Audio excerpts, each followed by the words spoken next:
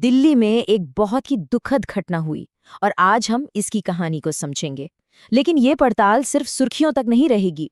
हम देखेंगे कि कैसे फोरेंसिक सबूत एक ऐसी कहानी बताते हैं जो अक्सर अनकही रह जाती है। हिम्मत और संघर्ष की एक कहानी। चलिए इस मामले की गहराई में उतरते हैं। ये एक लाइन असल में पूरी कहानी का सार है। सोचिए, एक मेडिकल रिपोर्ट किसी के जीने के लिए किए गए आखिरी हताश संघर्ष की कहानी जैसी लगे। मतलब साफ है कि ये सिर्फ एक क्राइम का विश्लेषण नहीं है, ये एक इंसान की अपनी जान बचाने की आखिरी कोशिश की दास्तान है। तो कहानी शुरू होती है दक्षिण दिल्ली के जंगपुरा से। यहाँ 72 साल की उषा देवी अपने घर में रहती थीं और वहीं उनके साथ ये भयानक वारदात हुई। घटनाएं बहुत तेजी से सामने आईं। पहले दिन जब उनकी बेटी का अपनी मां से संपर्क नहीं हो पाया तो उन्होंने पुलिस को खबर दी। पुलिस घर पहुंची तो अंदर उषा देवी की बॉडी मिली और अगले ही दिन इस मामले का मुख्य संदिग्ध, उनका पुराना घरेलू नौकर दीपक, बिहार से पकड़ लिया गया। पुलिस की शुरुआती पूछताछ में आरोपी ने जो वजह बताई वो थी नौकरी से निकाले जाने का बदला। अब मामला यहाँ पर खत्म हो सकता था, है ना, कि भाई आरोपी पकड़ा गया, वजह भी पता चल गई।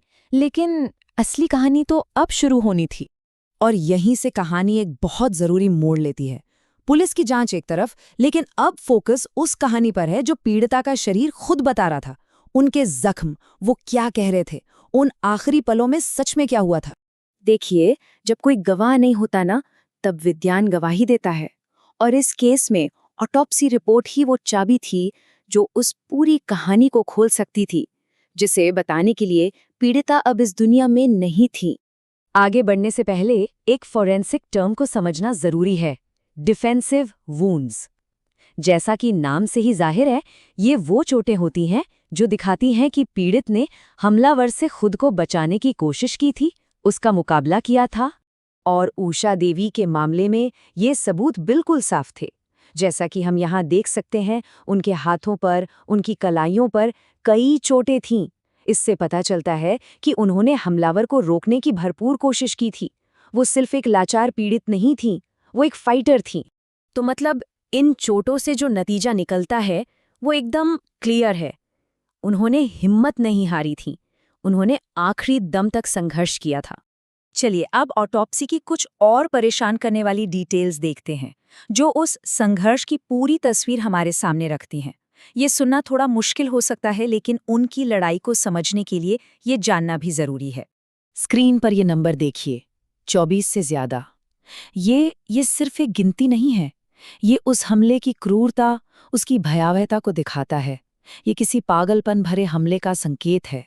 और ये स्लाइड बताती है कि हमला एक नहीं बल्कि कई तरीकों से किया गया था। रिपोर्ट में 3 अलग अलग तरह की चोटों का जिक्र है। धारदार हथियार से 24 से भी ज्यादा घाव, किसी भारी चीज से मारने की चोटें और गला घोटकर और मुंह दबाकर दम घुटने के निशान भी।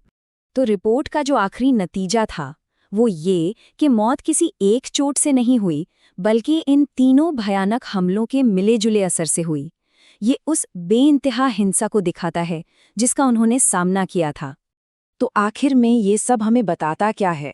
ये दिखाता है कि कैसे फोरेंसिक विज्ञान के ठंडे, बेजान तथ्य एक साथ मिलकर एक बहुत ही मानवीय और ताकतवर कहानी रचते हैं।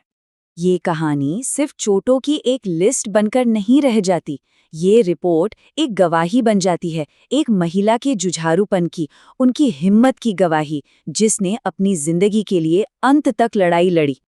और यही तो इस तरह की वैज्ञानिक जांच की असली ताकत है। ये उन लोगों को आवाज देता है जो अब बोल नहीं सकते, और ये पक्का करता है कि उनका सच सुना जाए। ये हमें याद दिलाता है कि हर सबूत के पीछे एक कहानी होती है। हम इस पड़ताल को इसी एक सवाल के साथ खत्म करते हैं।